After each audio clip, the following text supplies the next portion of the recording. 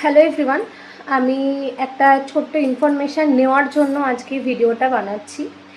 তো আমি রিসেন্টলি অন্নপূর্ণার ভাণ্ডারের ফর্মটা দেখলাম এবং সেখানে আমি দেখলাম যে ওখানে লেখা আছে যে পরিবারের সদস্য সংখ্যা। কোনো ফ্যামিলিতে ধরো কারোর 3টে বা 4টে ছেলে মেয়ে, ঠিক আছে। এবার ধরো সেখানে দেখা গেল যে তোমার 3টে মেয়ের বিয়ে হয়ে গেছে এবং ছেলে বাইরে চাকরি সূত্রে বাইরে থাকে। এবার তুমি সেখানে যে তোমাকে ফর্মে দিয়েছে তোমার বাড়ির সদস্য সংখ্যা কতজন, সেখানে কি করব। সেখানে কি আমার সদস্য সংখ্যা 4জনই লিখবো, নাকি আমার সদস্য সংখ্যা বর্তমানে যে আমি আমার মানে বাড়ির মেম্বার এবং তার হাজব্যান্ড থাকে সেই সদস্য সংখ্যা 2জন হিসেবে দেবো। আমি কি বলছি আশা করি তোমরা বুঝতে পারছো।